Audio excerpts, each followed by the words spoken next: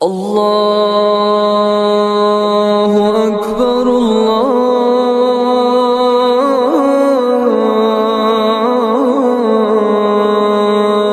اکبر۔ رسول اللہ صلی اللہ علیہ وآلہ وسلم کے یہ صحابی اس قدر ان کی عظمت ہے کہ خود سیدنا علی رضی اللہ تعالی عنہ ارضا یہ چوتھے خلیفہ ہیں، جو سیدہ فاطمہ الزہرا رضی اللہ تعالی عنہ کی خامد ہیں۔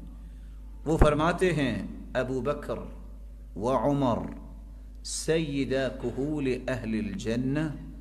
رسول اللہ صلی اللہ علیہ وسلم نے فرمایا، یہ سلسلہ صحیحہ کی روایت ہے 822، ابو بکر و عمر دونوں ہی سیدہ کہول اہل الجنہ، جنت میں جتنے بڑھاپے میں فوت ہوئے اور جو جنت میں جائیں گے ان سب کے سرتاج ہوں گے تو وہ ابو بکر و عمر ہوں گے، من الاولین پہلوں میں سے بھی، والآخرین قیامت تک آنے والوں میں سے بھی، الا النبیین والمرسلین سوائے انبیاء اور رسولوں کے، کیونکہ وہ اللہ ذوالجلال کی چنیدہ ہستیاں ہوتی ہیں۔